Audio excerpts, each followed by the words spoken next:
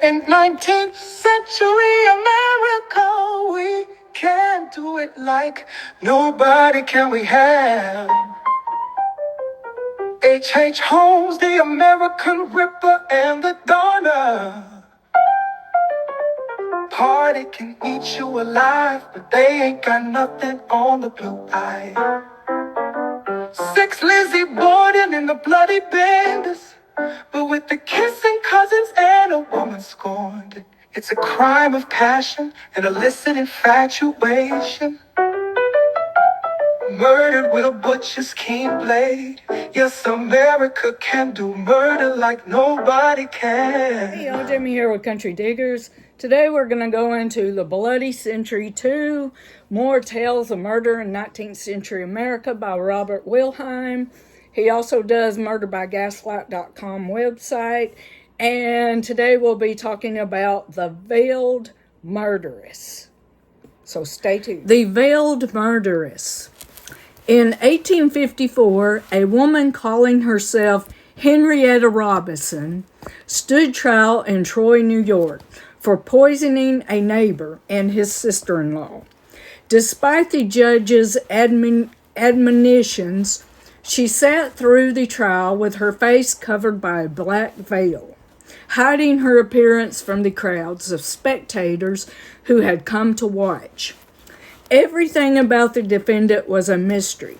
Her motive for murder, her behavior before and after the crime, and even her true identity. Many believed that Henrietta Robinson was an assumed name, but who she really was has never been determined.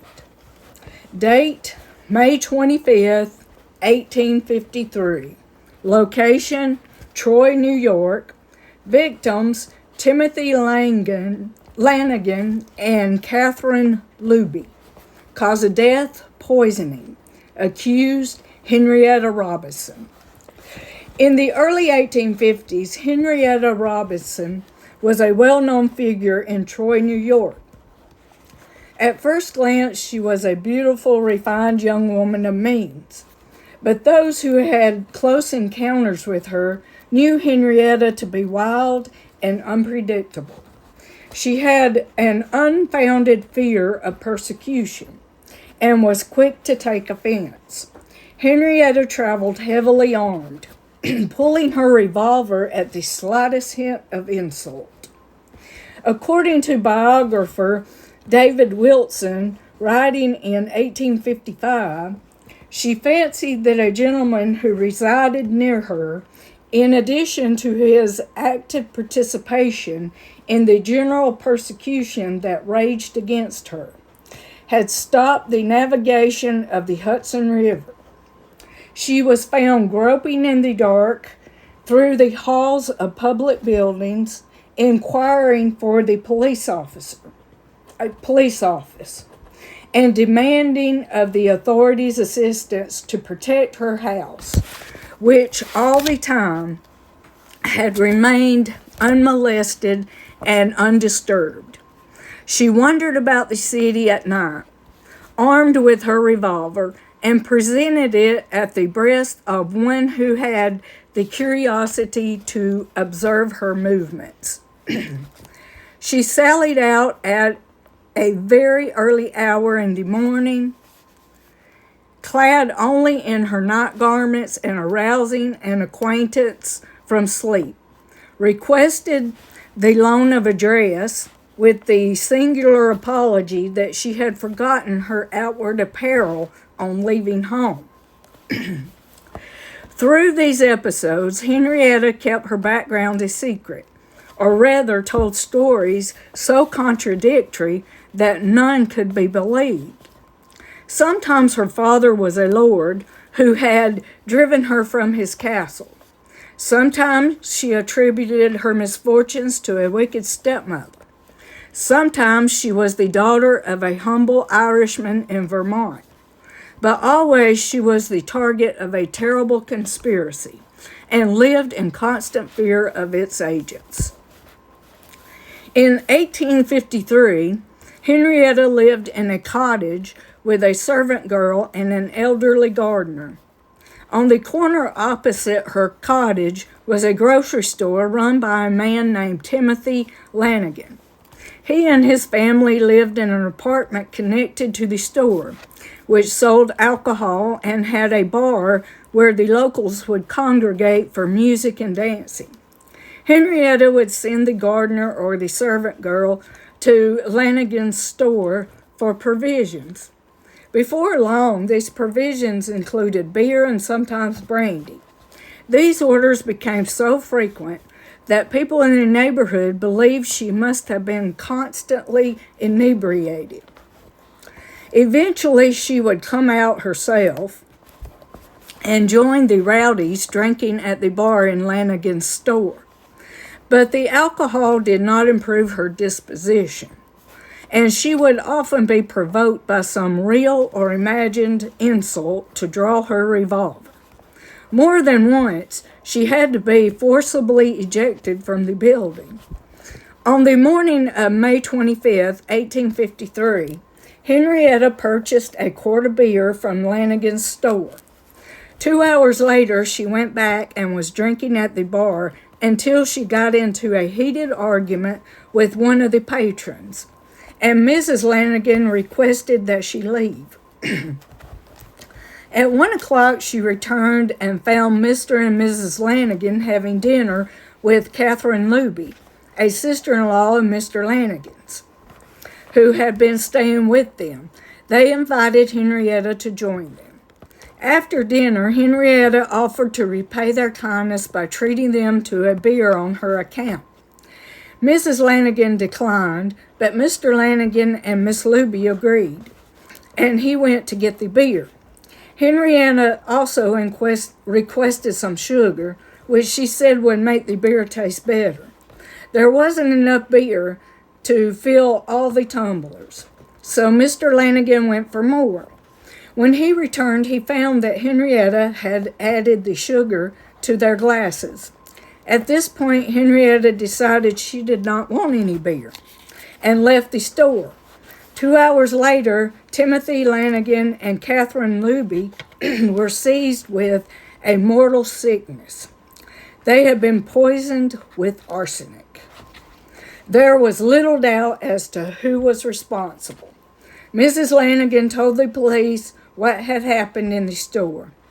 A local druggist told them he had recently sold some arsenic to Henrietta, and the police found arsenic in Henrietta's cottage. When Lanagan and Lubee died, Henrietta Robinson was arrested for their murders. Through a series of delays and postponements, she was not officially indicted until February 1854, 9 months after the murder. Her trial did not commence until May. The delays left the people of Troy with the impression that powerful forces were at work behind the scenes to protect her. In July, Henrietta tried to commit suicide by drinking vitriol. It was unknown how she obtained the poison, but some speculated that the same mysterious forces would prefer her death in prison to a public hanging. As the story of Henrietta Robinson spread throughout the United States and Canada, articles appeared in various newspapers claiming to identify her. One said she was actually a Mrs. Campbell, who kept a drinking house in the suburbs of Quebec and had run away with a cab driver. A Troy paper claimed she was the daughter of a Dr. Robinson of Montreal, who had died 9 years before in a lunatic asylum. A newspaper in Albany claimed she was the daughter of an Irish gentleman of rank and had been disinherited for marrying the son of her father's steward. A more probable version of Mrs. Robinson's history began as a rumor circulating in Troy. Someone who had attended the Troy Female Seminary identified her as a classmate named Emma Wood, daughter of William F. Wood, a prominent citizen of Quebec.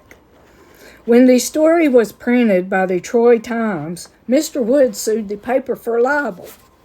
The Troy Daily Whig received a card from the Wood family, categorically denying that Henrietta Robinson was their daughter. Though through four of Mr. Wood's five daughters, though four of Mr. Wood's five daughters had attended the Troy Female Academy, all had since married and were living in England, Ireland, and Scotland.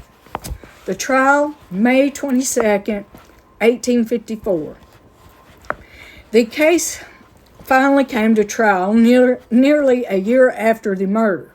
Henrietta was represented by attorneys who used her history of erratic behavior and lack of motive in the double murder to try to prove her innocence by reason of insanity. The prosecution argued that drunkenness is not insanity and not a defense against murder. To someone in Henrietta's condition, being thrown out of a bar was motive enough. But the defendant herself grabbed all the attention at the trial by appearing every day with her face covered by a black veil. When witnesses were called to identify her, she would reluctantly lift the veil for the witnesses' eyes only. On the third day of the trial, the judge told Henrietta to remove the veil or face contempt of court charges. Through her attorneys, Henrietta responded that she would rather submit to whatever punishment required than remove the veil. The judge relented, and she wore the veil for the rest of the trial. In the end, the jury agreed. In spite of her antics, Henrietta was not insane and was responsible for her actions.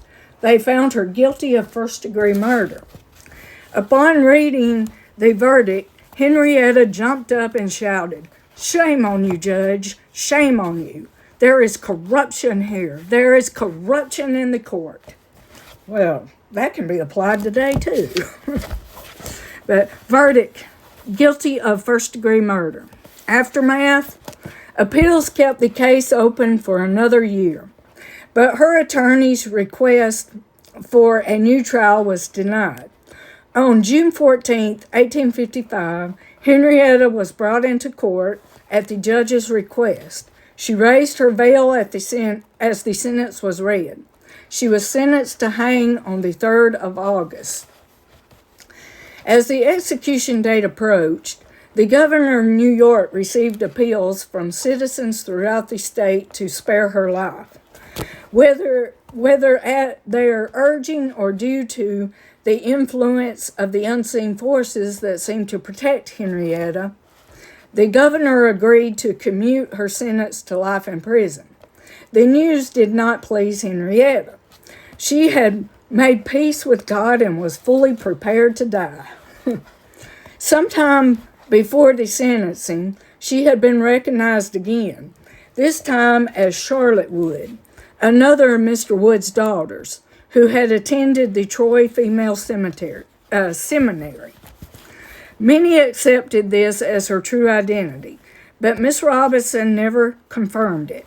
Henrietta Robinson spent 18 years in Sing Sing prison, then was transferred to the prison in Auburn, New York. In 1890, she was transferred again to the Matawan Hospital for the Criminally Insane, where she spent the last 15 years of her life. Hospital records indicated she was 78 at her last birthday, but she says she was 89. Though she was urged to reveal her identity on her deathbed, the Veiled Murderess took the secret to her grave. All right, hope y'all enjoyed. See you later.